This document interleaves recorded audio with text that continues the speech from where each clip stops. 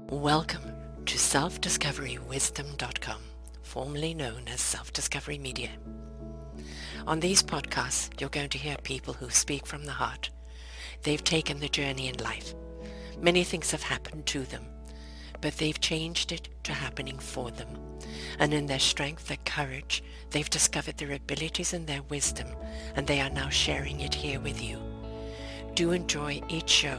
We bring it to you with love and knowing that it's going to help you on your journey of life.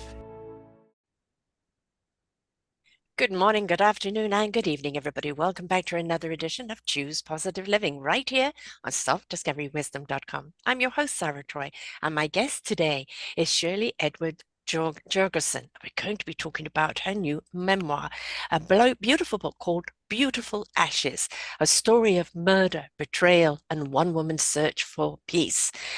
She's had a rather tumultuous life herself, and so this book is a little bit of the story synopsis, which is a tragic loss and healing faith. Beautiful Ashes is a compelling account of Shirley Edward Jorgensen's quest to uncover family secrets and survive the truth.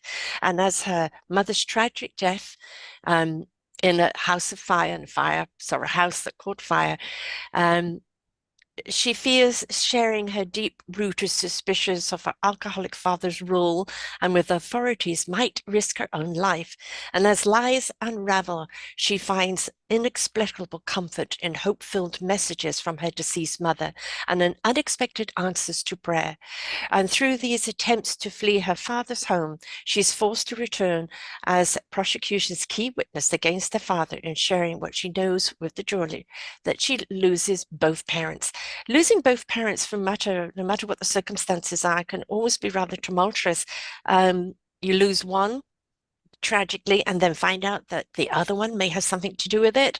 That can leave scars for life. So we're going to find out that what scars have been left, what choice did she make in a different direction in life, what really did happen, and consequently, folks, no matter what happens to us in life, because we don't always have a choice as to what happens to us in life, but we do have a choice of what we're going to do with it or who we become because of it.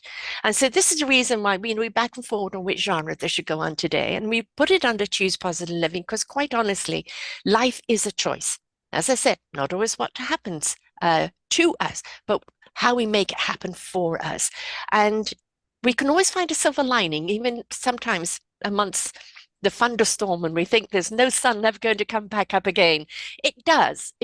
We've just got to be patient and look for it. And so quite an opener. Mother killed in a fire and father suspicious and your key witness and scared to go home or be in his presence. I mean, just opening up to that before we even get into anything else. How old were you when this happened, love? Welcome to the show. Oh, thanks, Sarah. Yeah, it is it's been quite a journey. I Mm-hmm. was 15. So I grew up with a Dr. Jekyll, Mr. Hyde alcoholic. And Mm. then when I was 15, my dad murdered my mother and burned our house down. And then things got worse. Oh So, God, things got worse. How? I mean, was the burning of the building to cover up the murder? Or yes. hmm Yeah. yeah, I don't know Yeah, why they think that works because it doesn't. They always find out, don't they? no, well, and this was 1985. Hmm So that puts a timestamp on my age. I'm 53 now. Oh, you're still a youngster. And yeah. And so, you know, obviously I think people panic when they're in that situation, hmm but it's been a very long journey, and but I've learned so much from it, and I can now say that I've gained so much from it. Right, right. And just being able to write this story, I imagine that there's one hell of a lot you had to go through to get to that stage where you could write about this story without it crippling you. Yeah, yeah, exactly. And that's just the tip of the iceberg. I mean, I when you grow up in domestic violence as a child, it sets you up to be victimized in other ways. Yes, Well, it's the pattern, And isn't it? It's the only pattern you yeah, know. Hmm. yeah, and I mean, that alone was a hell of a year for me. I mean, um, 3 months before my mother was murdered, we were on our last family vacation to the UK because my grandmother was born in Scotland and we have family there. And I ended up getting raped there as a Oh God. 15-year-old. I didn't, of Wasn't course, your year. because well, and then 4 months after, on another trip, I got raped again. Oh So God. so Yeah, you have like I most said, certainly had I to break that aura cycle around you for sure. Yes. yes. So like I said, I've experienced a whole Gamut. litany of trauma. And I had to, after the fire, my sister and I had to live with my dad. I was a sophomore in high school. She was a senior in high school. Um, So they didn't and suspect him straight away then. well, here's the kicker is the night of the fire. So my mom was 50 years old. The night, and we lived in a very prominent upper middle class suburb of Detroit. So I was at basketball practice. My sister was at basketball practice. Our neighbor came to tell us that the house was on fire and pick us up. When we got to the neighborhood, all the major news networks were there filming. And so literally on the 11 o'clock news, they were announcing there's video of the house on fire. They're announcing that the fire is suspicious and that there's a dead 50-year-old woman. Well, they named my mother's name. And you haven't been And told yet? oh no, we had been Oh. told just hours before Mm. because but this was the 11 o'clock news. And because the whole thing started around dinner time. And so anyway, so they suspected the arson from the get-go. Um, but because of the condition of my mom's body and yada yada yada, the investigation took some time. My dad wasn't arrested until February, so this was October. He wasn't arrested till February, and this is my sophomore year. His trial was not until February of my senior year, Oh God. so 2.5 years later. Yeah. And and even and we were interviewed the very next morning by the police, and they didn't ask any of the right questions because you already know you have a suspicious fire, Hmm. um and a dead 50-year-old woman. Now, wouldn't you suspect that there's some sort of domestic violence going on and then ask the kids these You would think questions? so. I mean, kids are very observant. Well, we weren't just observant, we were firsthand Yeah. protectors. We By Mm-hmm. that point, we were the ones saving my mother's life up to that point. I Mm-hmm. can't tell you how many times she said, one of these days you're not going to be here and he's going to kill me. So they asked the questions, but because we're trained to keep secrets, they didn't Yes. ask any poignant questions. Mm-hmm. So I answered the questions. I was the last one home. I knew there was going to be a fight because the ensuing event that happened earlier in the day. And so, and I talk about it like explicitly in the book. I mean, the whole book starts off at that day, and all the events leading up to this and what happened and whatnot. But the police didn't ask the right questions. Plus, my dad's attorney I was the last one home. My dad's attorney was sitting in the interview with me. Yeah, but where did you go? Obviously, there was no home to go to. Well, that night we went to my uncle's house, but I mean, I was the last one home the night Right. of the fire. Right. So I was the last one to see my mother alive, is in other Mm-hmm. words, besides my father. I left her with my father, who was in a drunken state. So Yes. Okay, here's And the then, question, the big question. And mhm. this is asked, I mean, I don't know how many, domestic violence stories I've done for the years. And I know I can hear the audience saying, but why didn't she leave him? And it's so easy to ask, but so hard to understand because there is the fear of leaving. Where are you going to go? Will they come after you? Is it only me suffering, but the kids are all right? Or so conditioned to live in that fear that they're too crippled to be able to leave. Well, thanks for asking that question because that is, everyone wants to look at it from, well, first, that's, 30 years ago. My Mm, parents got married in 1960. Both my parents were born in the 30s. yes. So You it's you a married till different, death you depart. Yeah. it's a different era. Yeah. And my mom didn't want to be the first divorce in the family. Hmm. So so there's that framework there. Um, you know, when I was a child, um, I only had one friend that had divorced parents. Mm, So the environment was completely different then than yes. it is now. Hmm. Now, um, for my situation, and this is, I think, what also makes it really hard looking at my mother is because my grandparents on my mother's side were well off. Hmm. Um, my mother was, again, she was born in the 30s, but she's a woman with a bachelor's degree in business, Mm, and she had her own career, so it wasn't financial either. right. Yeah. So the question, people look at it and say, oh, well, if this happened, I'd leave. Well, it doesn't happen that way. No. I gave the analogy of the frog in the boiling water. Yes.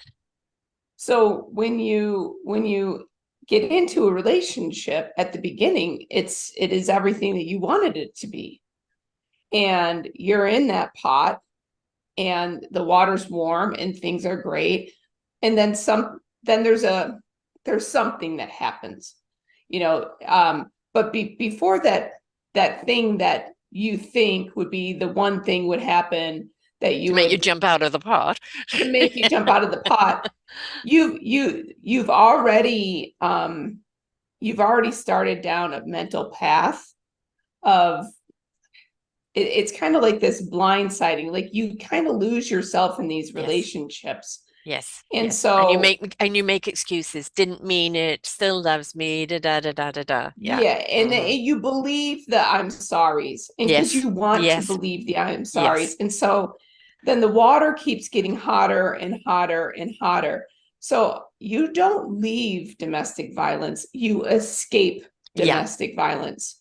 I don't care who you are. You're escaping, especially when it escalates to the level of violence that it did with my parents. If he's choking, or he or him, because women are Yeah. just Yeah. as abusive, just not as Yes. common. Um, if And if not if as it believed, escalates, actually. The men aren't always believed. So yes. right, Yeah. which is horrible. Yeah. But if it escalates to choking, you are playing Russian roulette with Yeah. your life. Yeah. That is the last sign, because that was my dad's favorite move by the end. Mm. You think So, that's what actually happened? That he kind of oh lost yeah, control in his drunken stupor and then realized what he had done, and now I've got to yeah, cover it up.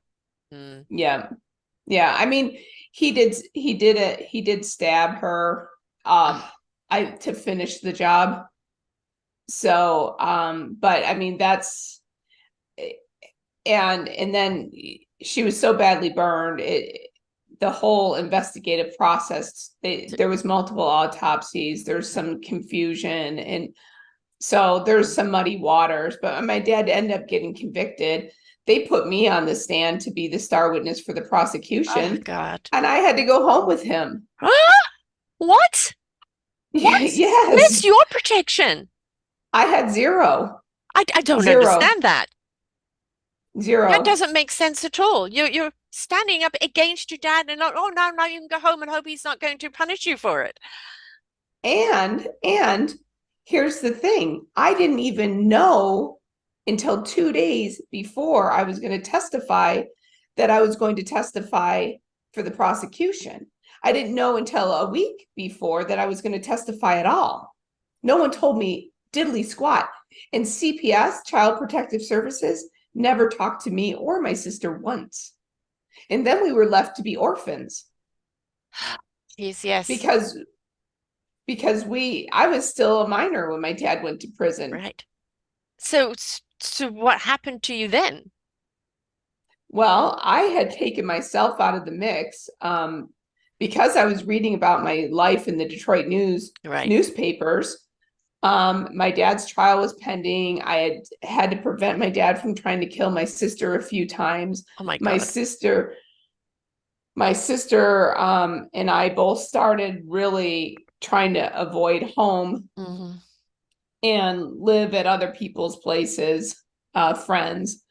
And one of my best friends at the time's family moved to California, and I ended up moving to California my senior year of high school to live with them. And my Hmm. sister moved out. But when I was there, my dad called me and said, "Oh, you need to fly home to testify in court on Monday." This was like the Tuesday before. He's like, "I bought you a plane ticket for Friday." So I flew home, and then he tells me, "All right, you need to go to this lawyer's office to get prepped for trial." Well, for 2.5 years, I'm trying to deny, and I'm still maintaining my relationship with my father as if nothing's happened, right? Because Right. I'm trying to believe his lie. I want to Uh, believe his yes. lie. You can't. Well, a hard one to believe, although in the back of your mind you know, but at the same time, hard one to believe when you're still in his presence, because if you believe anything other than that, is that putting your life at risk? Right. Well, and again, it's not that here's the other thing. My dad, I loved my dad. I still love my dad. I hate what he did, Right. and I don't agree with what he did. Yeah. And and some of the thing, I mean, he became very vindictive against me. I mean, he stole my college money. He ended up writing my sister and I out of the will because we didn't allow him to continue to manipulate us. Right. But I've forgiven him. I've done all those things, but he's the same guy that murdered my mother and burned my house down and stole my future Yeah. and also let me ride on his back while swimming in Lake Huron and pretending to be Shamu, rubbed my crampy legs after Disney World because I had flat feet at 2 in the morning. I mean, taught me how to build things. So There was you the can't. child-father relationship, right, that you were Yes, holding on to that you still loved, but the teenager into adult, knowing what he, not only what he did, but ultimately what he is. So, the right, loving actions were the loving actions of a father, obviously, when sober and cognitive. And then there is the Jekyll and the Hyde, the other side of it, right. where he really was somebody that you wouldn't want to know or wouldn't want to love. Right. And so I'm in this battle, right? Because I'm still a child. Plus I have all this Exactly. other trauma, Yes. that I told you about at the beginning, Yes. and that's the same year. And so And could you so tell anybody about that at that time? Or was it no, something? No, absolutely. I I'm told saying, yeah, nobody. no. I mean, no, not only, still the stigma. What did you do to ask for it? Were you Mm-hmm. dressed in peroggatory? Were you smiling too much? Were you this and that? It's always your fault, right? Mm-hmm. And so you don't want any shame or blame. And you've also got that shame on yourself because, oh, I must have asked for it in some way, right? Because Mm-hmm. that's the way we've been brought up as women. Mm-hmm. If men Mm-hmm. can't control themselves, it's all our fault. Yeah. Right, right. Mm. Yeah, and so I show up at this lawyer's office to get prepped for trial, and I'm thinking it's an associate of my dad's a defense attorney. So this lawyer starts showing me all this evidence, and I'm like, holy crap. And I look down, It's the prosecutor. I mean, literally, I'm being shown evidence that's undeniable. I cannot live in my denial about his story Mm. because of what she's showing me and the questions she's asking me. And now she's asking me questions about stories from my childhood of our abuse. And I'm realizing, crap, she's going to use me to be the Yes. star witness for first degree murder proof. And I'm like, and then I'm reeling going, how the hell does she know any of these stories? Mm. Because I didn't tell anybody these stories. My sister didn't tell anybody these stories. And to my knowledge, nobody else knew them. I mean, and now that I've thought about it, obviously my mother must have been talking to somebody about Yep. it, because the one question she asked me is, well, when's the first time you remember your dad threatening to kill you and burn the house down? I'm like, how do you know that story? Mm. I was 6 years old, and I've heard it I can't tell you how many times since then.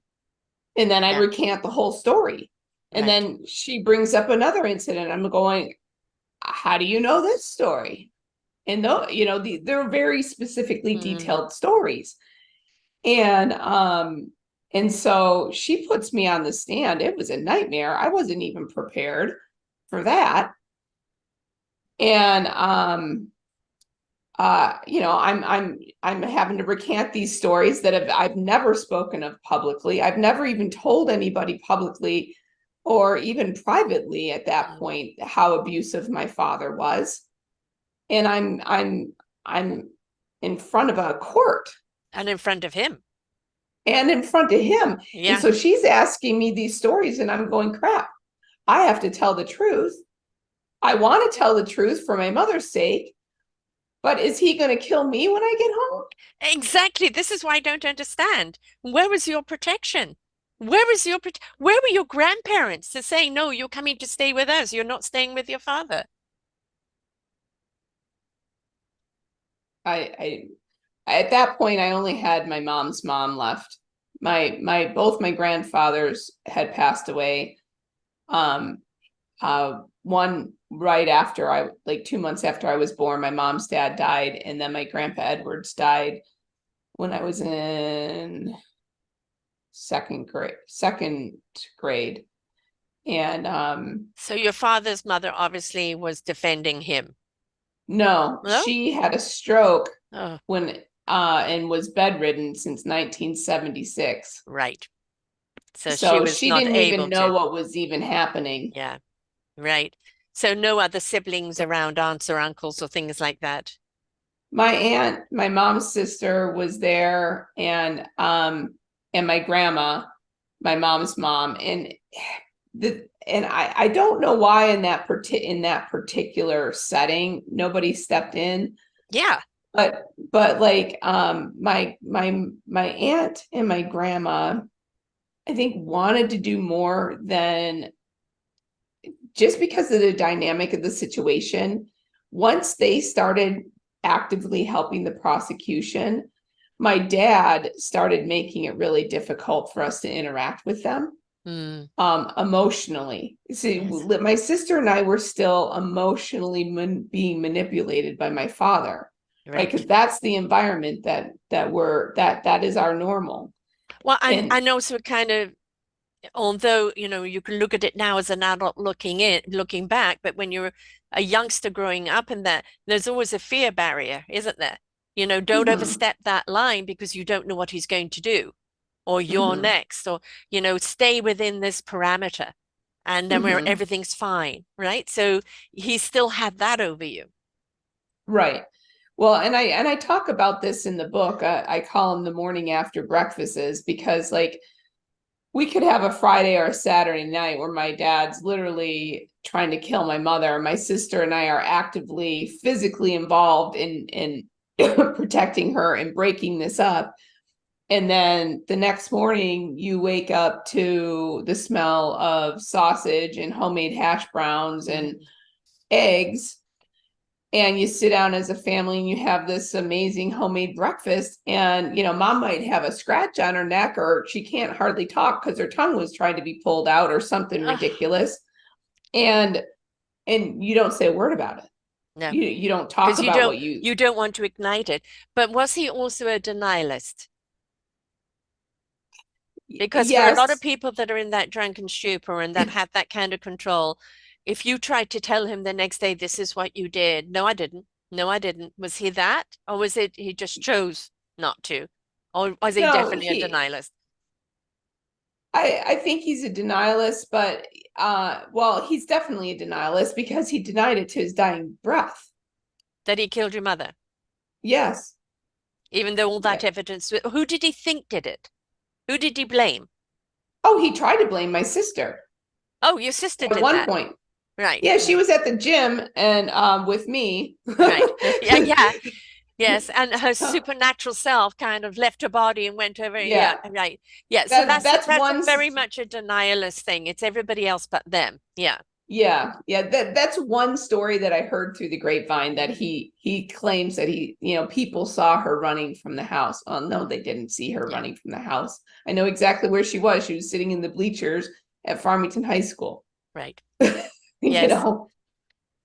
And he still today, believes that he's innocent. He's still not take, even though all the proof was there and shown to him, obviously, and he got convicted. So he's still, no, no, it wasn't me. Well, Sarah, here's I mean, this story is ridiculous. Uh-huh. So when I'm in the prosecutor's office, she's showing me this huge stain in the living room carpet. Okay. Now we had a vaulted. I When I tell you upper middle class, we had a big house.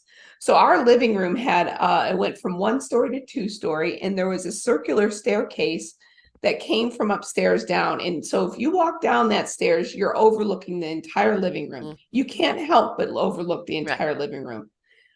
The carpet was light tan, okay, goldish because it was Uh, put in the 70s, but light.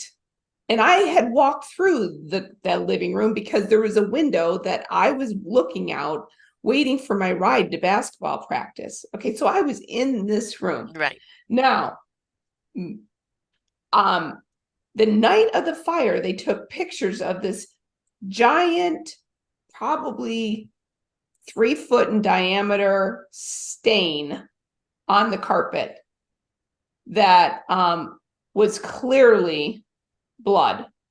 Okay. And blood doesn't come Now, out. They can always extract where the blood comes from. Doesn't matter how much bleach is on there. however, they went back to get a sample of that carpet to send to the crime lab, and the carpet and the padding was gone from the Oh, house. uh-huh. Uh-huh. And this is a room that is probably over 20 foot square with It goes through to furniture. the wood. It goes through to the floor underneath. I know. This is also the 80s. So it's Yeah. pre DNA. Please CSI, right? Yes. Yes. And so, but here again, where are the police securing a crime scene here? Yeah, I mean, if it's just something suspicious, which they have announced a few hours after the fire, and now you're just leaving it that anybody could go in there? Yeah. Well, and then so my dad ends up renting the house that's on the hill behind our house, which was like my best friend growing up's house, which so this was weird. So now we're living there temporarily. And he one a few weeks after the fire, he hands me a key and tells me to go to the basement and get canned goods. Now, first of all, it's the worst haunted house that you've ever seen because it's all burned out. Right. It's and I my mother died in there. Exactly. That's the last thing you ask her to do when we're callous. Oh, unbelievable. It's dark. It's burned out shell. There's no light. There's like light bulbs strung on wires. It's terrible. It's another nightmare. But also in a burnt house, any goods down there would have cooked I mean, Well, the basement didn't have fire, it had water and smoke damage. Right. So canned goods were decent. And we had food storage down there. So, because the fire was upstairs in a different, so the canned goods were still good, but the whole point of sending me there was a nightmare for me. Exactly. But then I started going, he started sending me regularly. And so I started doing my own investigation. So it was traumatic. I'm not gonna lie about that. That was So obviously horrible. not the whole house burnt down. Where did they find your mother's body? Okay, so the house was big. Okay, Right. probably 5,000 square feet when you include the basement.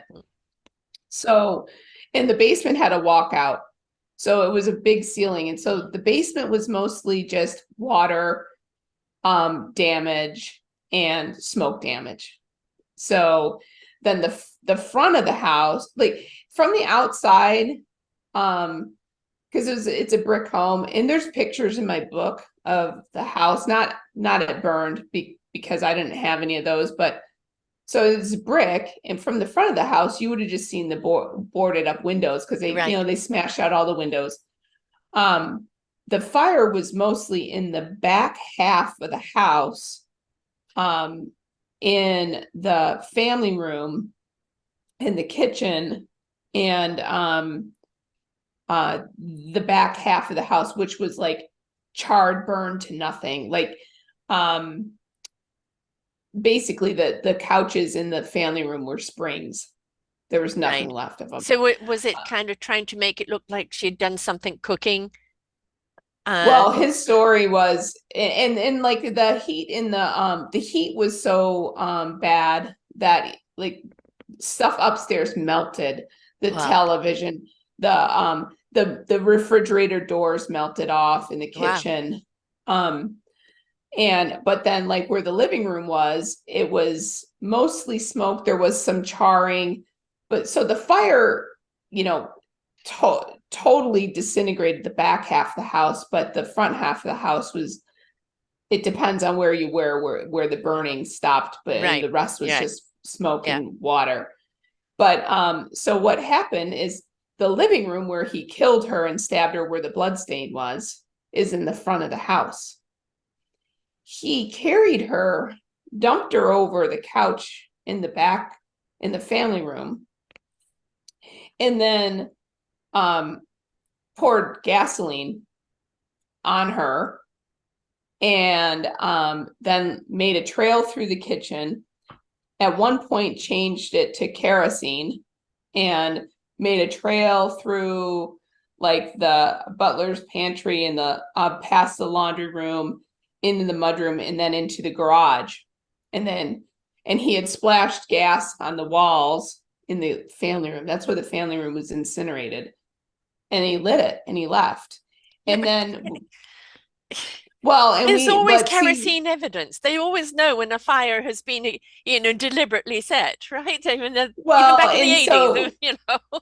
he had we had a screened in porch that had a propane gas grill that ended up exploding and spinning propane, and we had instead of having a tile floor in our house, my parents had laid a brick floor, and then they put this special sealant over it. So his defense is, oh well, this is the sealant, this accelerant that you're seeing, you Ah, know. This was the right. propane gas But I grill. want to backtrack a bit. Obviously, when the police went in there, that's all charred and burnt at the back, but they see the carpet is covered with blood. They see it. And so I assume Mhm. they took photographs. And back in the 80s, we had color photographs. So I'm sure. Yeah. Oh So well, whether they it went but they missing or not, they had that. So blood on the well they carpet saw there, the incinerated over there. I mean, it screams. It yeah. screams. Well, Yeah. his defense of the picture was, well, a policeman must have spelled coffee. Oh, right. Yeah. Yes. Hmm. Yes. And as I said, blood seeps through to the floor. I'm sure they could get blood stains from the floor underneath, but Yeah, I don't know. I don't know where they never found the I carpet though. So, no, no. right. So how do you how do you get a how do you how do you get a carpet and pad out of a crime scene? The I crime scene know. should be secured until at least you've Exactly. gathered all your evidence. I mean, come Exactly. on. I know. So incompetence there, that's for sure. And probably they would have arrested him a lot quicker, had they Yeah. gone back and got the sample, etc. Um, so you've got suspicion screaming, like they probably could even smell the kerosene when they went in there. I mean, the firemen know this was Hmm. said, right? They can tell by the way the fire is. You've got the bloodstains over there, even though they forget to get samples from the carpet or go protect the crime scene. I mean, it was already evident that this was, and I'm all across the 11 o'clock news, murder, right? And the first thing they ever do is look to the spouse, always, right? Well, here's my dad's story. My dad's story is my mom was complaining of chest pain. She must have had a heart attack while smoking a cigarette on the couch and caught the newspapers on fire, and that's how the fire happened. Now, the first autopsy was jacked up because the first autopsy said her body was so badly burned it Mm-hmm. was they needed dental records. Okay, so I don't want to get graphic Yeah. on here, but um so it was very hard for them to do the autopsies.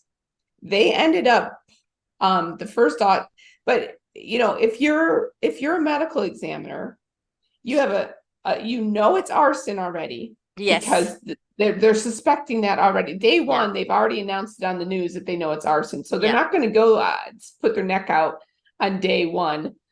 And so day one, they know it's arson, and you have a 50-year-old dead woman. Right. Now, are you really not going to look for a murder? Exactly. I don't even care how badly burned my mother was at Right. that point. You don't just This say is deliberate. unknown. Yes. Yeah. But This is you deliberate. know, he said the first medical examiner said natural causes because of the hardening of the lungs. Because my mom was a on and off. She was a social smoker. So, but she's 50 years old and a social smoker. Yeah. So then they changed. That original medical examiner changed it to unknown. Well, they later, once they charged my dad, they called in Warner Spitz, who was involved in MLK and JFK's autopsies, Uh-huh. and there was actually three coroners involved, and they found a stab wound, um, and but then the defense is debating, well, that could have been happening during the first Oh, autopsy. And Jesus. then the second autopsy is like, well, no, because a corpse doesn't bleed. So, there's Yeah. all Yeah. this twisting. Yeah. I mean, never mind, the life that your mother had with him, constantly living on eggs and petrified of him and petrified of saying anything in case he goes off. Who's driving up the driveway, the regular guy or the drunk guy, because then you know what you're in Mm-hmm. for. And then finally, and knowing that one day he's going to kill her. And Mm-hmm. indeed it happening. But for her, imagine I'm leaving two girls behind. What's he going to do with the girls? So that had to be Mm-hmm. horrifying for your mum. And then, you guys, zero support. I mean, had it not been for your friends that you went to California with, who gave you certain sanctuary and some normalcy, which I don't know if your sister got anywhere from anyone, but it's then you're having to stand up and testify against your dad and go home with him. All right. And how did he treat you when you went home with him? Because you've just testified against him. Well, here, that's another part And of the also, story is why wasn't he, if he was arrested, why wasn't he in jail while this trial was going on? because he was out on bond, which is another whole part of the story that my sister and I had to post it. What? Oh my God. The victims, because you're victims too, are having Yeah. to pose for their father. I mean, oh my God, this has been so badly handled all the way through. I mean, unreal. Okay, so how did it go when you got home?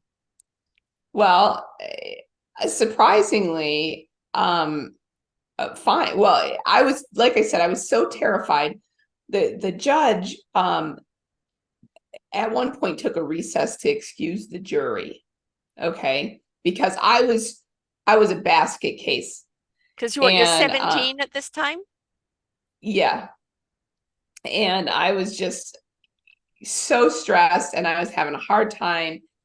And so I think he thought it would be easier to have the jury leave and I'm like, no, have him leave, but they can't do Yeah. that.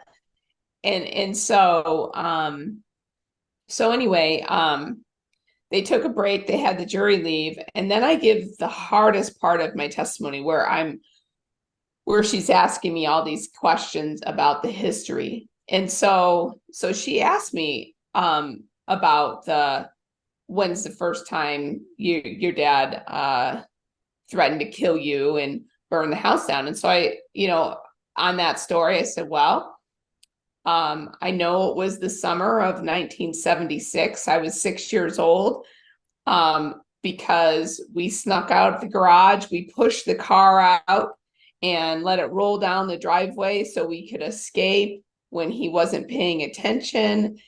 And as soon as the car started, and we were backing out of the driveway, my dad ran, ran after us. These are the pajamas I was wearing. We were gone for hours. I thought we were going to grandma's, came back, blah, blah, blah. So I give him all these details about that story. Next story, all these details. Okay. And and this is the part that I'm afraid of the most, because this is what I knew they were using me to Yes. prove first degree But premeditated they murder. were showing there was a pattern there, an intent. Right. Yes. Yeah. Because you don't threaten Right. somebody to murder them and burn the house down. That's very specific. And that's what Yes. he did. Yes. And so, and that wasn't a one-time event, Right. right? So I recanted that event several times. So, then so the jury's out the whole time during this Are they testimony. listening to this testimony though? No, that's just getting recorded. It's Oh, getting, oh, transcribed. Okay, so they're not hearing this. Then the judge takes another break to bring the jury back. Well, this was a longer break. So I went down to the cafeteria to get something to drink. And here comes my dad. And I'm about crapping myself. yeah. And and he hugs me. And he says, it's the only decent parenting of his life, because I was my dad's favorite, to be honest. Mm-hmm. And my dad, again, it's not a dynamic that I think people really understand that goes on here. Mm-hmm. And because my dad's sober in court, Yes. he's Yes. he's he's Dr. Jekyll there, not Yeah. Mr. Hyde. Right. So, Exactly.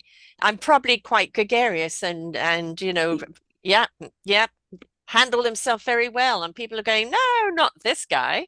Uh-huh. yeah, and so he's hugging me and he goes, well, and I'm like, I'm sorry, Dad. I'm apologizing to him. I said I just have to tell the truth. He's like, well, just say what you have to say. And I'm like, I did not expect that reaction. And that night I actually had my friends that came to court with me spend the night again. Mm-hmm. Now I don't know what the hell their parents were thinking, I but that's know, a different. yes. I So should have having you over there, not the other way around. Yeah. yeah. God, I don't think anybody was thinking through this whole case. And so, but when I started writing the book and I went to go look through the transcripts, there's like 4,000 pages of microfiche. Oh my God. um my dad's attorney had a sidebar, and all of that testimony that I risked my life to give was thrown out because I Why? could not remember that it was July 27th or August 7th or whatever, You're a because I child. couldn't. I was a child and it was 11 years prior. But also, but what's the significance of that? Well, what's the date, the significance? Because you're remembering the threat and the action. The date has got nothing to do with it. Well, that was a loophole that his defense used as well. That, how can we be sure that this actually happened if Maybe they that's can't? the reason why your father wasn't so angry with you down there because he knew it was going to get thrown out. Yeah, Yep, yeah, that's it. And I didn't know that. I didn't know that until I read the transcripts when I was in the process of writing the book. And so, because I was confused my whole life, why was this okay? Well, it's yeah, because he already knew that yeah, this testimony got thrown out. yeah, yeah. And he didn't get convicted of first degree murder. What did he get convicted of? Second, And how long did he serve? well, he's here's another thing. In the news, the newspapers aren't always right. Right. The we already know that they deliberately are wrong sometimes, but I mean, even they get a lot of things wrong. And I have a lot of the articles from that time, and the headlines are saying that he got 15 years. Well, no, he didn't get 15 years. He got 13 years for the murder, and Oh, did he? seven for the arson, to be served concurrently. So max 13 years. And but he ended up getting cancer and dying in jail. Karma. Mm-hmm. Yeah. Mm-hmm. Yeah. There's always the other justice. Yeah. It Yes. may escape this justice, but there's always the other justice. You always got to answer to it. And right to his dying day, he still denied it. Oh yeah. Hmm. And did you see He him in got jail? I did at first. I communicated with him regularly at first, and then through a sequence of events, he got mad at me because the summer after my freshman year of college, the only way he could communicate to me would be call collect. Hmm. And so um, I was living at, during summer term, I was living at a different apartment than I was going to be living in the fall for fall semester. So I came home from work at like the very end of July, and the owner of the townhouse is like, okay, you guys need to move out by like August 1st. It was only a 5 days notice because I sold this, and we knew the place was up for sale. He's like, but I have this other apartment complex I can put you in temporarily until fall semester starts. Okay, well, this is the 80s. You don't have a cell phone that No. travels with you. You move, you get a new phone number. So I had no way to communicate in that period of time what my change of number was going to be. And then in another month, I was going to be at another place, not even a Mm. month. So, and during this period of August, he still was talking with my sister. And my sister and I had hired our own attorneys to try, because the first autopsy said natural causes, they paid out my mom's life insurance. Ah, And there's my mom's half of the estate that my sister and I were entitled to. right. And we're talking a significant amount of money. Um, by the time my dad went to jail, we had 4 houses and 6 cars and no debt. Right. So Mm. so plus money in the bank, et cetera, et cetera. My dad had fully retired from Ford right after the fire. So he had his pension, and my parents had money, and that's why I said things got worse, because the vultures came in and started stealing that. But that's all Another another part part of of the the book story. or another book? Yeah, another part of the book.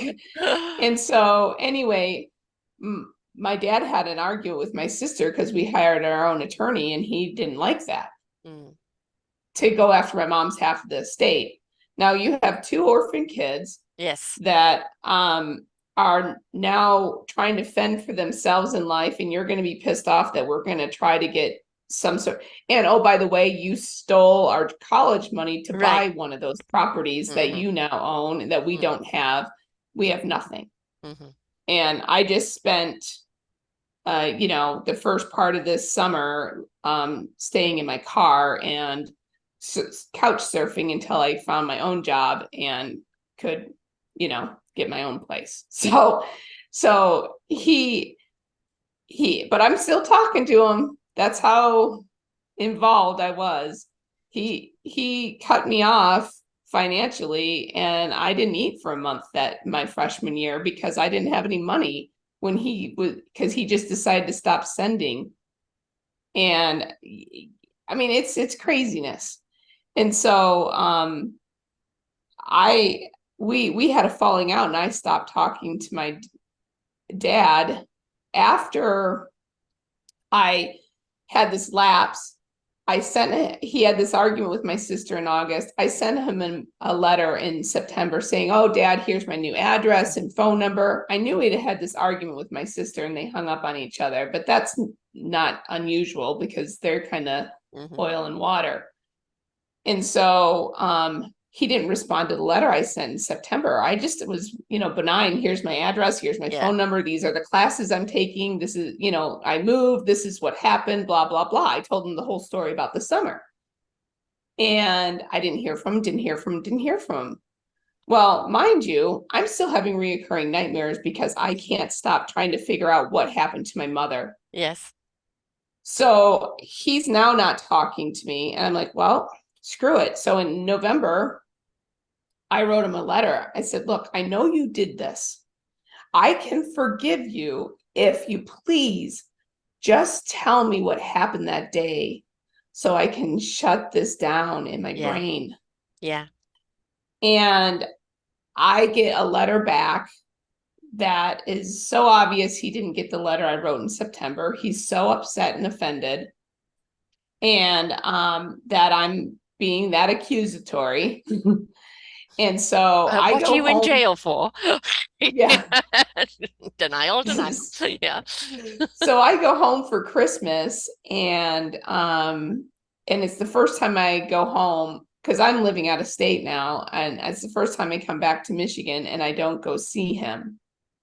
So I get back to school in January and I write this letter to him like, okay, Dad, I'm so sorry. This is what must have happened. I wrote you in September. You didn't get the letter. I'm sorry. I'm sorry. I'm sorry. I'm sorry. Sorry. Sorry. I'm sorry. I mean, all I did was apologize Right. and tell him that I loved him.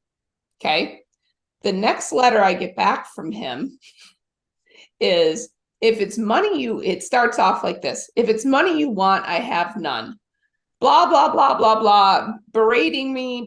I have all these letters, by the way, berating me, and telling me how all he got for Christmas was a busted nose. And it's my fault that he's still in jail because I didn't follow up on this one thing, which I had done. And then he signed the letter, betrayed 1926-83, his prison number. And I'm like, and by this point, I had started therapy, and Yes. I'm like, I'm good. My therapist is like, you can't keep doing this to yourself. No. I mean, it was so desperate for you to change pattern. I mean, Mm-hmm. as I said, we can't, what happened with your parents was out of your control, even with rape, although the victimization of what you were in without knowing you were in was what was picked up, right? So, Mm-hmm. and if you hadn't broken that cycle, you would have married the same kind of man, you would have gone through the same kind of pattern, because that's we don't realize we're in those patterns because it is what we've been brought up with is, you've done a bad thing, but I still love you, because if I don't love you, what does that say about me? And all about the good times, Mm-hmm. though you can't truly be 100% bad.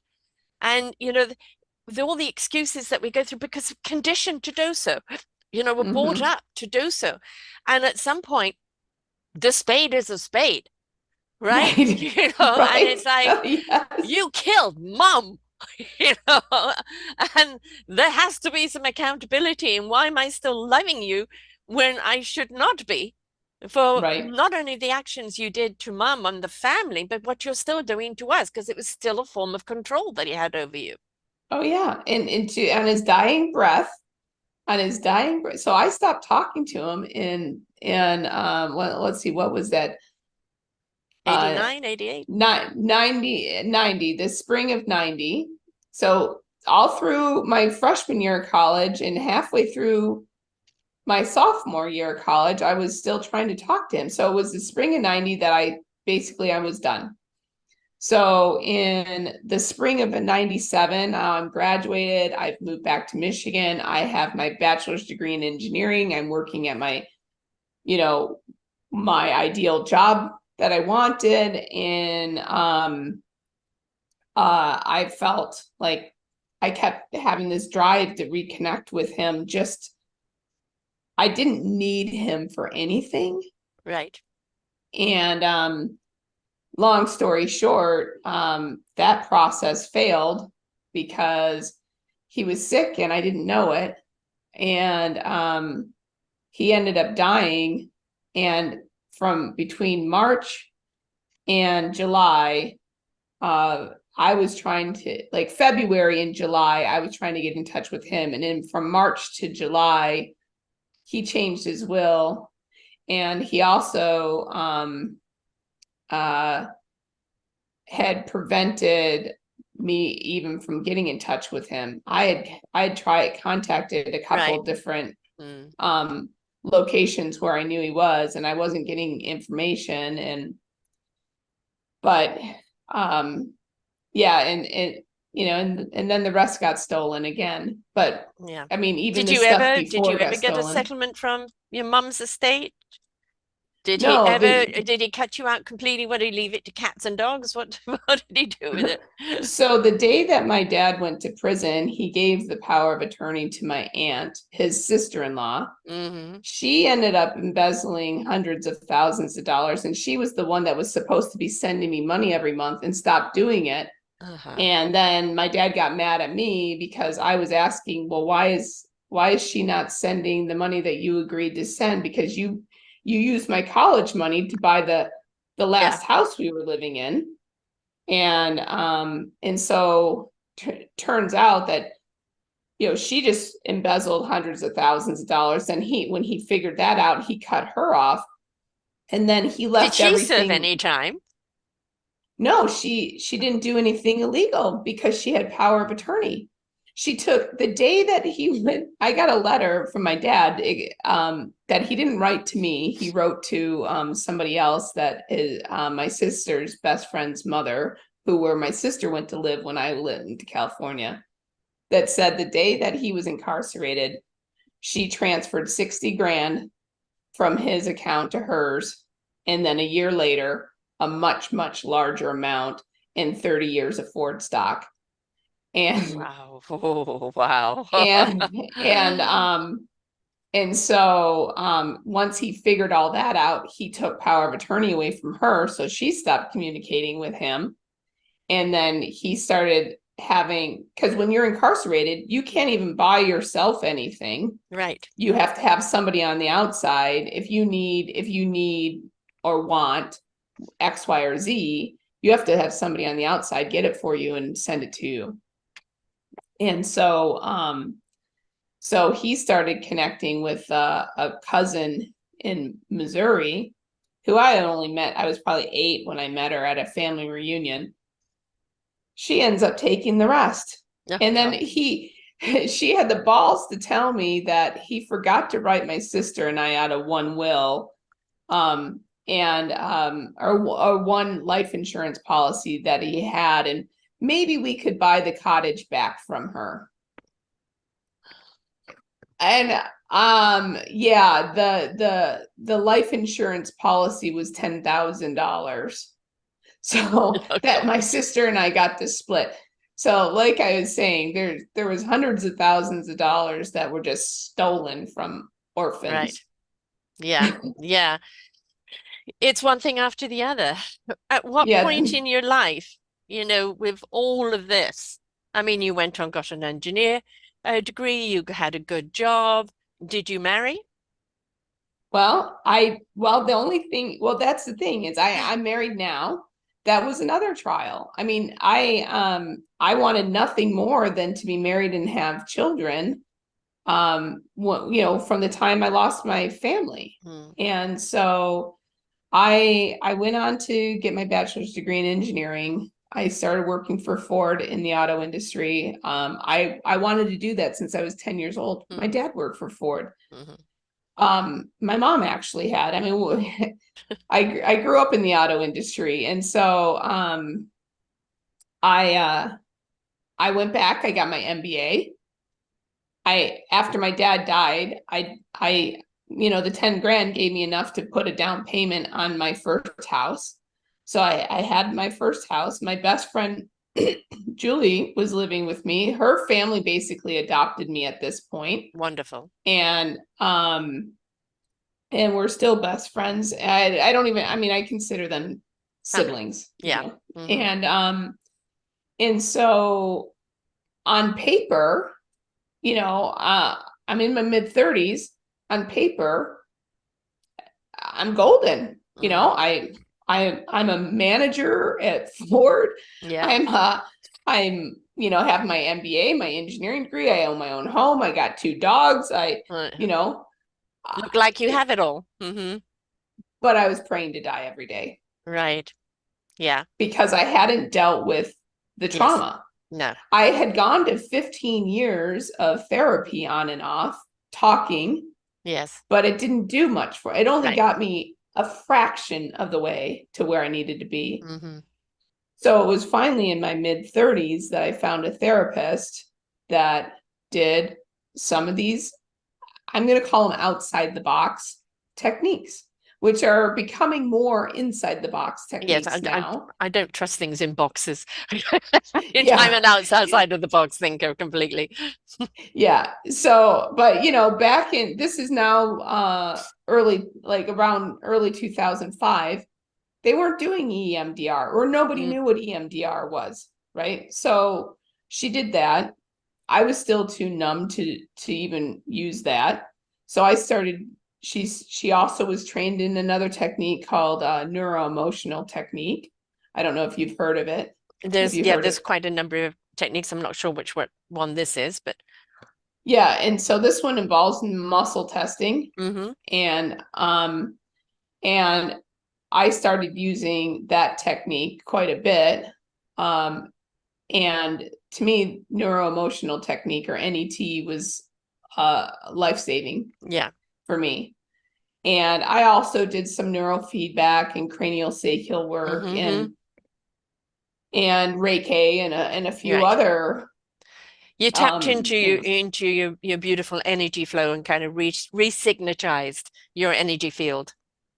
Right. Well, Mm-hmm. and with the NET, it EMDR does the same thing, but I was so shut down emotionally, I couldn't tap into Yeah. the feelings as much. And NET doesn't require you to do that. I can Mm-hmm. do EMDR now, but I Yes. couldn't then. Yeah. And so I was able to extract all the trauma and process it. So at the same time I was doing this intensive trauma therapy, I also did a mind shift with my faith. Mm-hmm. It wasn't that I hadn't always believed in God, um, or I mean I was practicing. I Mm-hmm. went to church every week, and I didn't allow myself to fully trust. Right, exactly. There wasn't that deep connection. Mm-hmm. Mm-hmm. It was there. I've been betrayed on so many levels. Yes, You know, exactly. I'm I might have been 99% trusting, but I wasn't 100. All right. Mm-hmm. So I had to get to that 100% trusting in God's plan for me, Mm-hmm. and do a total mind shift, because it really is about trusting that um that there is a plan for each one Yeah. of us, and it's individual, and that hard things, even extremely difficult things, are instruments for growth. Mm-hmm. So you can either choose to make them a stepping stone or a stumbling block. You Right. can choose whether they're going to crush you or elevate you. Mm-hmm. And when I was in my 20s and going to therapy, and people would say things like that to me, I thought they were nuts. Yes. I'm like, I'm like, you don't understand what I've been through. Hmm. So, so that gets me to back to why I wrote the book, Yeah, because now people, I mean, this this is almost 400 pages, and it doesn't cover all the trauma right. and and the ramifications of living that. Um, but with that comes a lot of experience, Hmm. and it gives me credibility in saying happiness is a choice, 100%. healing is a choice. Yes. Yes. um and it's everything is everything hard is an opportunity for growth. The Absolutely. purpose of life is to learn, in my opinion, if you if you're a Christian, it's to learn Christ-like characteristics. If you're not, it's to learn. We all need to learn humility, Yeah. long suffering, endurance, empathy, sympathy, compassion, charity. Hmm. You cannot be taught these lessons without enduring hard things. Because that's where you truly understand what that lesson is and what all those words mean and Well, yeah, who if I you tell are. you this is salty and Yeah, you've never tasted salt, exactly. you're not going to know it. You're not going to know Exactly. what it No. is. And and whatever the life experience, whatever extreme is, and we're only ever given as much as God knows we can take, right? And it may pull someone down. It maybe even crack them open. And I have this beautiful word that was given to me some time ago called flawsome. And I look at it as this: you may shatter our bowl, but as we put the pieces back together, we're putting it back with self-love. And that bowl Mm-hmm. now can hold anything because it's held together with love. So we're flawsome. You know, Yep. our awesomeness has come out of the flaws that Mm-hmm. make us uniquely who we are. But that's how we understand empathy and compassion, consideration, where we understand what wisdom is versus knowledge, what we understand action is as compared to just speaking. There's so much that we understand because we've taken the journey to live it. And Mm-hmm. that journey isn't for you to stay in suffering. Suffering can be a choice too. You can Right. struggle, but do you Yep. have to suffer? At some Right. point, that you have to make that choice yourself and go, yeah, that was shitty.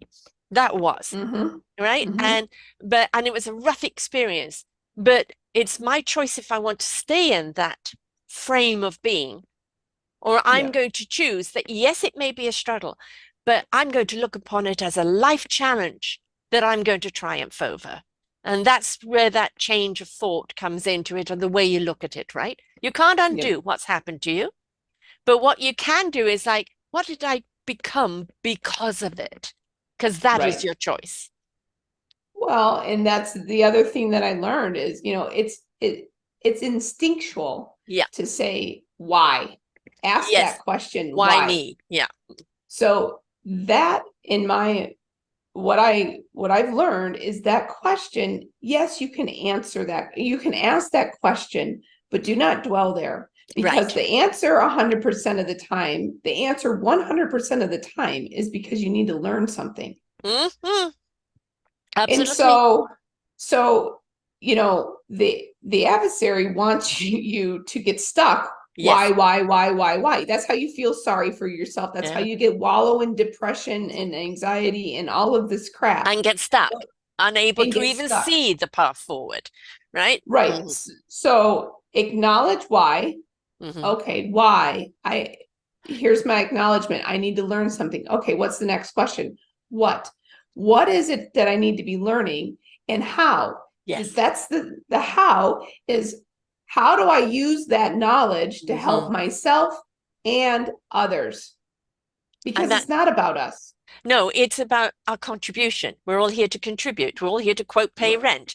And our experiences give us that meaningful purpose, which is our Mm-hmm. contribution. And Mm-hmm. I'm a soul awakener. So for me, it is divine, but if you wish to call it Gus, universe, spirit, God, energy, it Yep. doesn't really matter. But The wisdom is to trust that wisdom coming through you that resonates in an open heart in truth, that then is given to the spirit into action for your mind to know what it needs to know when it needs to know it. We get stuck in knowledge. The knowledge of the pain, what your mother went through, the knowledge of the pain of what your father did, the knowledge of the pain of the betrayal that you had. That's knowledge. But the wisdom can take it and go, I could look at that knowledge and look at me. I went and got my degree anyway. I went and worked for Ford on my own terms anyway. I took back my life on my own terms anyway, in spite of what happened to me. Right. And Mm-hmm. that's when it's discovering of your own strength. That's the wisdom to actually know. That's how you could write the book now. And I'm sure you had moments through the book where the tears came or even a sense of panic, a few buttons pressed. But in being able to tell the story now and go, this is my story of what happened to me. Mm-hmm. But this is what's happening to me now out of my own choice. Right. And in it and you know, another like very simplistic way to look at hard things on an emotional level is, you know, if you're an athlete, you go to and you want to get strong, you go to the gym and you lift weights. Yes. Well, this is the exercise for our character and our Yes. spirits to get Yes. strong. Yes. And so that's what we're doing here. So I now look at all of this as an opportunity for growth. This is an opportunity now, and because I've completely changed my mindset and perspective on what hard thing. Now it doesn't mean that I'm not like, oh, crap, really I have to. I mean, you'll read in the book that I thought I was riding off on the golden horse when I got married at 41 after waiting for my husband for 40 years. That I got so debilitating sick that I had to retire medically from my career, and I was nauseous and in pain and bedridden for 7 years. So that's another part of my story. Right. Well, you have to come back It's, and tell that for sure. But why you did you know, get bedridden? What was it that was it? Was it a fear of your father reincarnated in a different package?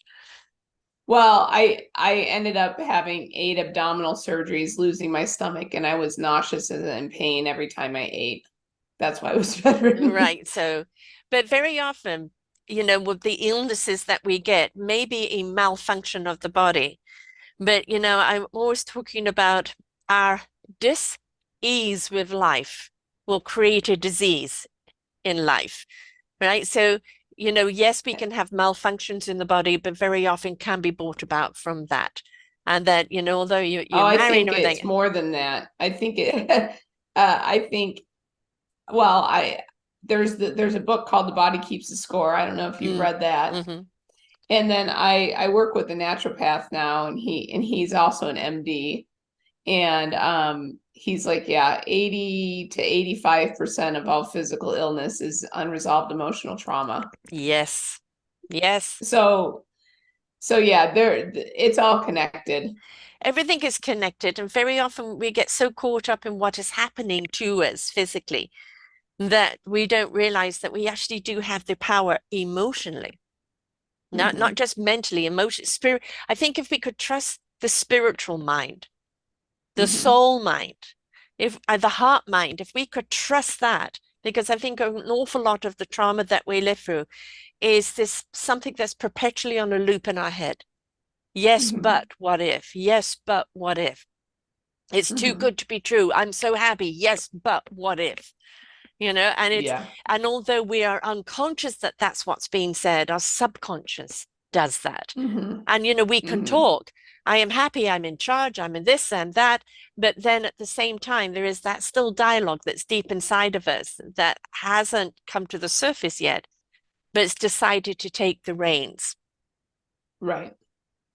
Right. Yeah. And you know, the subconscious drives the bus. Hmm Yeah, like I said, I'm an engineer, so I'm very analytical. Yes. And and so um when and I'm, so I'm a trained problem solver. Mm, And so that was one thing that when I started doing these more holistic modalities of healing, that I like to understand the science behind right. it.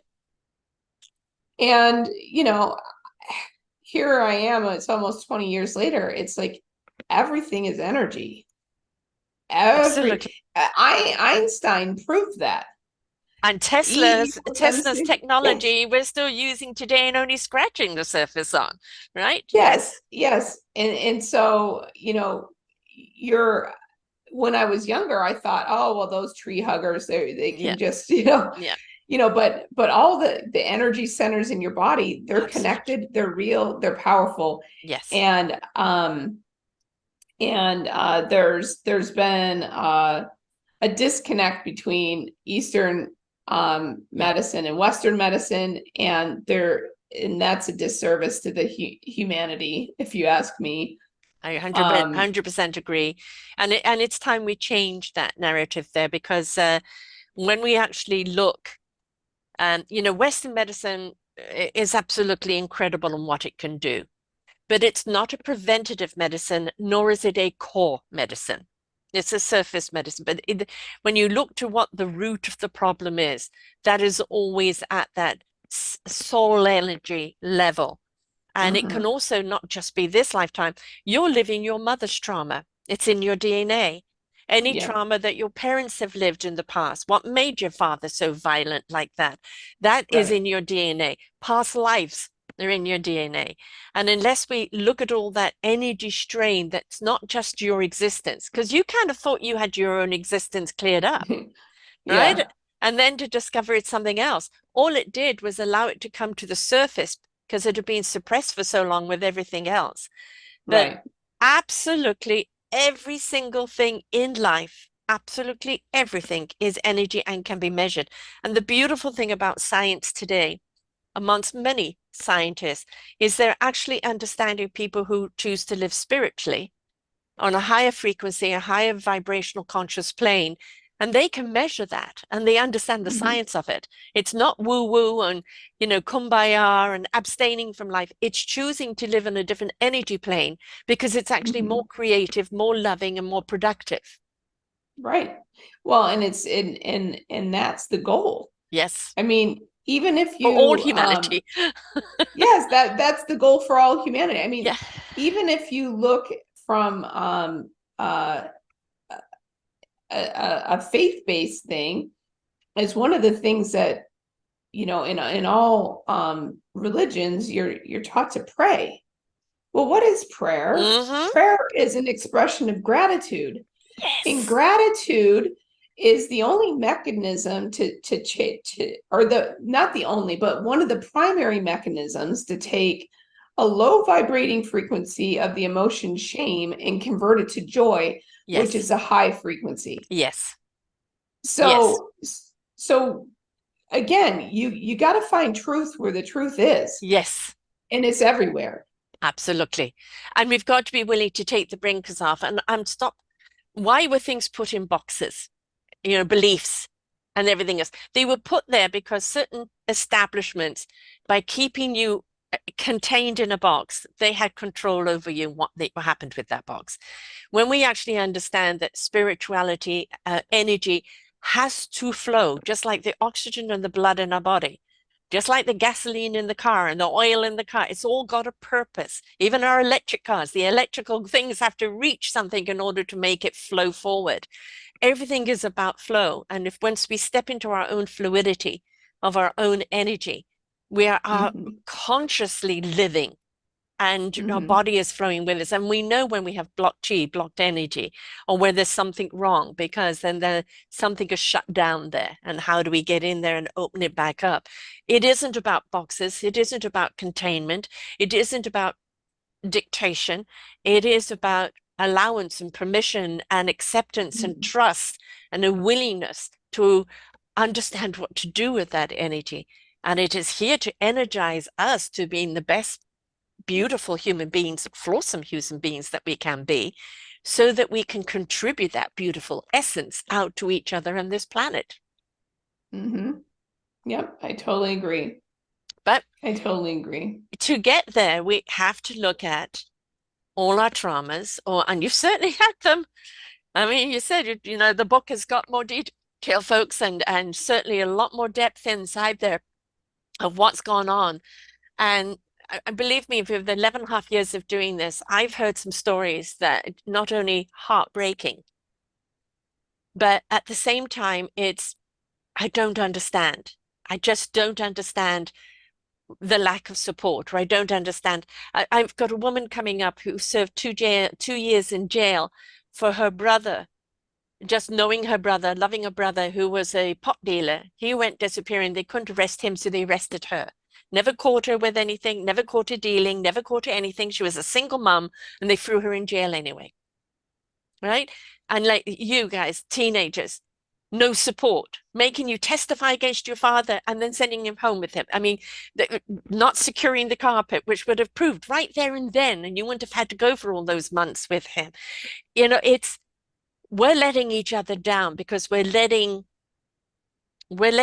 things in that shouldn't be there. We're not riding the logical, rational, because when you actually do look at an engineering or a scientific mind, I'm sorry, I don't know what all this beeping is. So, are you hearing it from your side? I don't know. No, no. Okay. All right, good. Hopefully it's not being picked up, but I'm going to go beep, beep, beep, beep coming on all the time.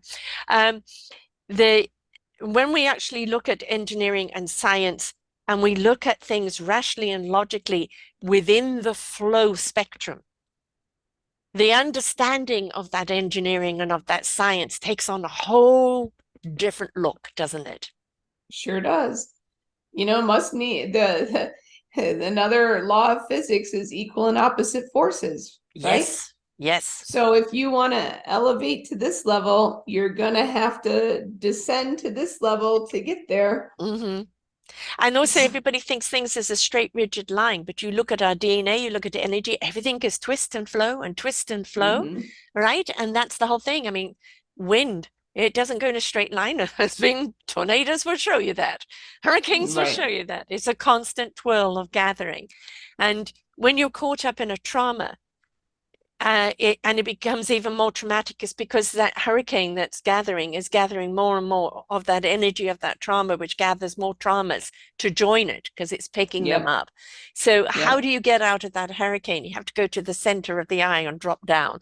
But you don't know that when you're in a hurricane, right? So Well, because you can't see it. no, And here's the key. I mean, besides the fact that healing isn't linear and everyone has a different path, but there is a path. yes, There's definitely a path for everybody. There's a path, but the problem is that you have to accept three things before you can get there. And number one is believing it's possible. yeah, Number two is believing you're worth it. yeah, yeah, And and then number three is trusting in the plan for you. yeah, And you have to have those, or else you can't get to the eye of the storm. no, You're just going to stay in the wind. yes. And just be a hurricane flapping around. Well, you're Being not going to just destructive be and a being hurricane. You're destructive. going to Yeah. be getting smashed up against buildings and trees and everything along the way. And not only You, hurting yourself, you end up hurting others and other things mm-hmm, along the way.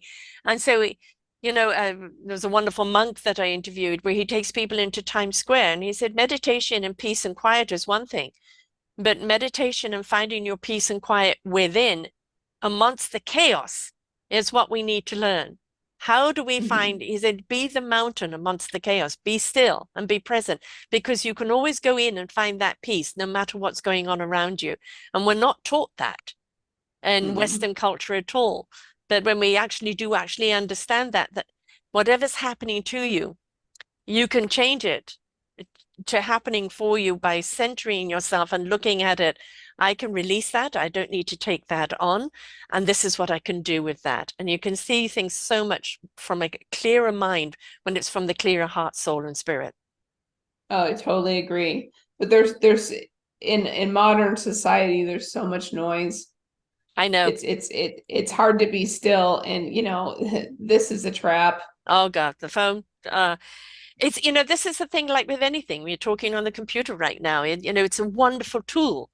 But what we have done is that instead of looking at it as a tool, we've lost ourselves within that tool. And people are, Mhm. screaming about AI right now. Again, another tool. You could become a slave to AI, or you can use it for the advantages that it has to enhance what it is you want to do, right? There's always good and bad in Mhm. anything. Again, it Right. gets back to the choice, right? And you can stay a victim of your circumstances, of your upbringing, and there are people that will ride. This happened to me when I was a child, and I'm still traumatized, and I'm going to be traumatized for the rest of my life because I get attention. Right? But Mhm. at some point, people go, I haven't got the energy to give you attention anymore. I'd like you to change your record. I'd like you to go and Mhm. do something about it. Because the people that have stood up and said, this is what I went through, this was the journey, this was my self-discovery, this is what I'm doing now. This is what I need to be aware of and allow myself to be the state of being in order to be productive. Then people are more inspired by your journey, and inspiration begets Mhm. invitation. So Right. we are all responsible for our own choices in life, not always the choices that happen to us, but what we do with them and Mhm. our own journey of life. And we can look at it negatively or we can look at it positively. And right now, you've triumphed. Doesn't matter what you were handed. You've Right. triumphed, right? And you're Right. sharing that story of that triumph. Will you still have battles? Do you still have battles in life? Yeah, but just like a good engineer, you know how to fix that. That's right. Well, and the thing is now is I'm not controlled by any sort of fear. I have Right. no fear. None. Yeah. Zero. Yep. So, okay. Just the next thing happened. Okay. I'm not going to worry about what could or couldn't happen. I'm Right. not going to waste my energy with worry. Yes. I used to, Yes. but okay, I'll deal with that if and when that happens. Right. Then I'll Exactly. develop a plan and a solution. But why am I going to steal my energy from now on 5,000 negative what ifs that may or may not happen? Exactly. By being present in the now, you're planting those seeds for tomorrow to be more fruitful, more beneficial in their growth, right? But if you're planting worry and anxiety in today, guess what tomorrow is going to be, right? So all we have is the gift of the present. This is Mm-hmm. where you're at right now, and everything you do in your now, right now, is what is going to benefit you in that next moment, and the moment after that. And if you know, your kind of story helps people avoid what I call the Grand Canyon, right? They're going to have potholes along the way. And it's how they can Mm-hmm. stabilize themselves from those potholes and how they can Mm-hmm. walk forward. Because every story of as horrific as yours has been helps other people that are going through something and go, okay, look what she did. Look what she did.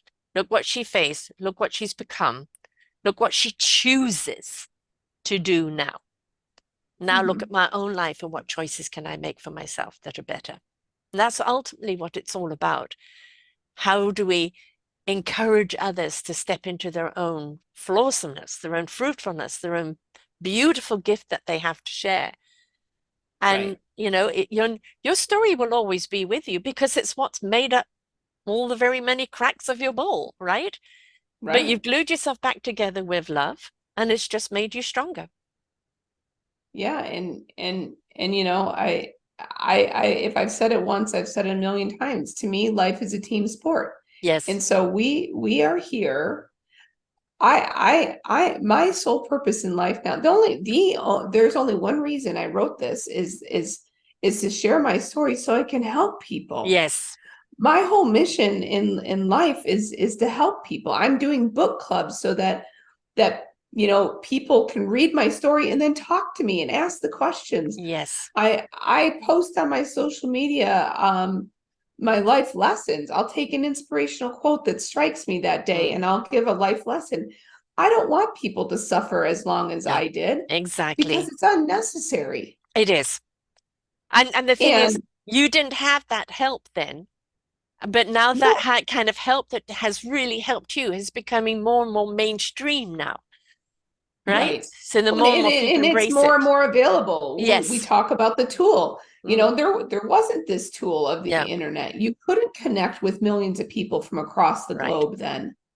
And now, so that's the value of this tool is these kinds of things. And so, you know, I freely want to give as much love and um understanding and just like, here's my experience. It doesn't mean that you're going to have the same No. experience or even path, but at least you could, if you know what I learned and what I Yes. and the path that I took, you can say, oh, well, let me try that. Maybe I can Yes. try this. And if Yes. that doesn't work, then maybe I can try this. It's always the And willing to be flexible and try something different. Oh, it didn't work, so I gave up. No, I mean, my position on failure is when you give up and don't try anymore. mhm, My position on it didn't work is, the Einstein theory, the 1,000 watts. That what didn't work, let's try the next one, right? The next light yep, bulb. And you just keep trying until you find something that, this fits.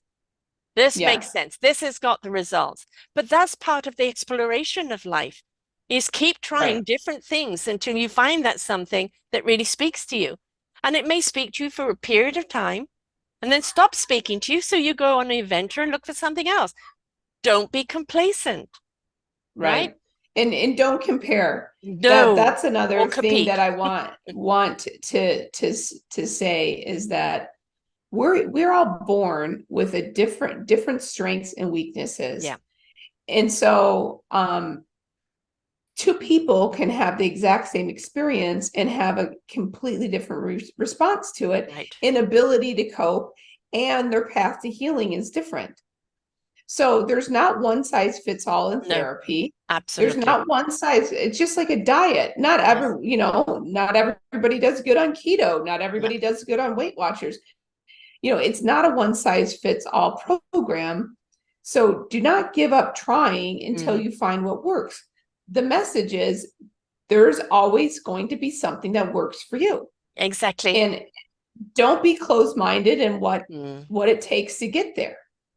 I and, mean, and would we don't have look outside and compare yourself to somebody exactly else, if because if that's just a self-defeating. exactly, look at Ford. If it stopped, oh, this is a good enough car, well, everybody loves it. We don't need to expand on this. Where would we be? Right? The reason why we have these cars that can do so much today, and we have um so many alternatives and push this button, that button, and it's doing so much for us, is because somebody goes, well, what if we try this? And what if we introduce that? Or it's always that exploration, and that is human nature. Your sister and you've both had different experiences where, same experience, different ways of coping with it. Has she gone on a similar journey to you, or was her journey completely different? Her journey is completely different, and she's at a completely different places than me. So we experienced very very no one experiences the same thing. No. Are you still in contact? Are you still with Oh each? yeah, yeah, That's good. yeah. We're still in contact. I mean, she lives in Florida. I live in Michigan, um, So what did she but yeah, I think of the see her book? regular. Well, we Part of haven't it really didn't want to talked about it. relive. Yeah. Yeah.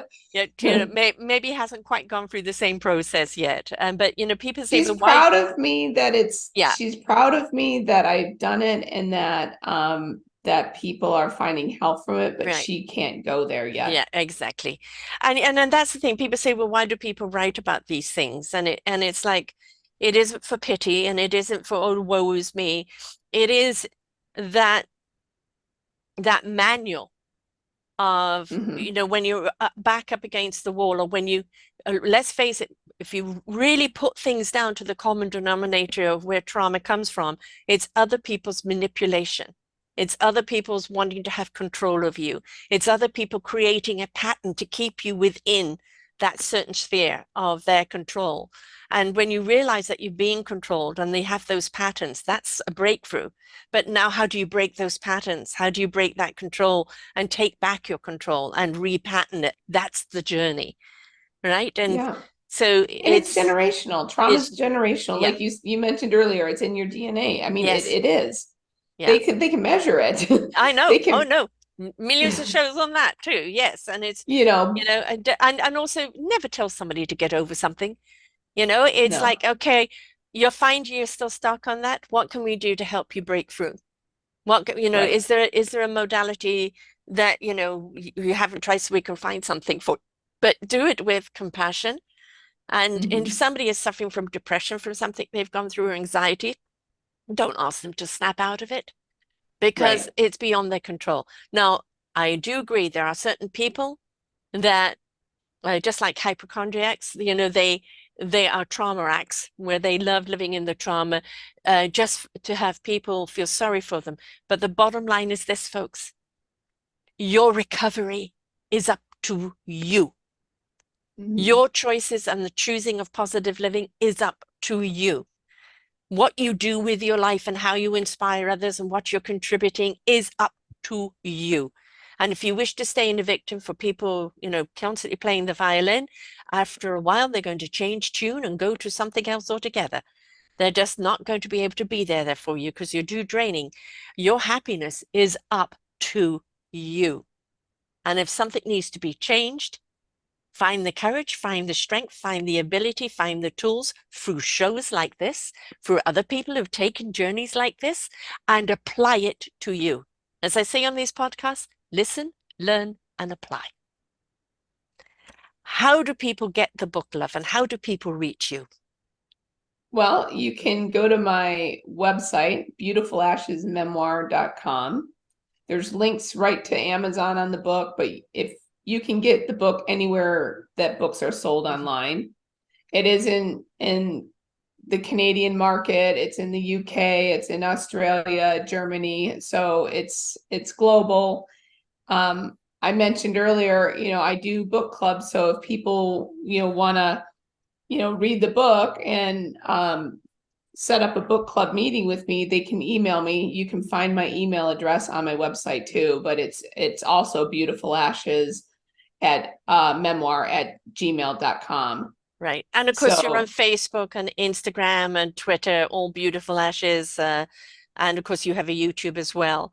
So yeah, people can find you all on that. And, I'm always saying to people, I'm always encouraging them to have a podcast group, just like to have a book club.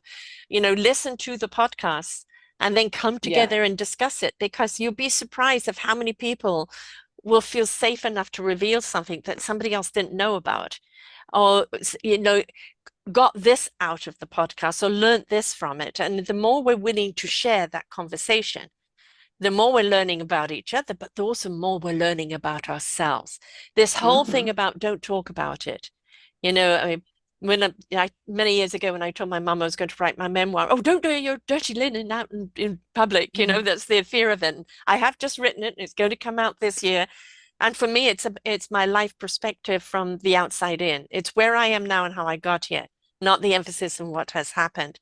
And of course, nothing like what has happened to you. And the fact that you have found the strength, you have found the courage, you have found the abilities, you have found yourself on your terms, right? And you made that journey. And it's reflected in the book and reflected with what you're doing here, shows us that we all have that ability should we choose. We all have Hmm. that ability. It's up to us. Yes, we do. It's up to us. Thank you so much for sharing here today. Thank you for so much for having me, Sarah. There are so many injustices in the world. There's so little common sense, as we've heard today. There's so many things that you look at it and go, where's the logic? Where's the rationality? Where's the this on that? And you just go, how? I mean, I've told numerous stories on this that might have me scratching my head and go, what? Why? And certainly this has been one of them. But out of it, what comes out of it? What comes out of those ashes? Right? Because like a phoenix reborn. And it may have taken you a while to get there, but there you are with your wings, right? Yeah. Reborn. And from those ashes, have become you, but you took the journey to get there. And that's what it's all about, taking the journey to get there. So thank you so much, love, for sharing here today. Thanks. Until next time, folks, remember you're a lot stronger than you think you are.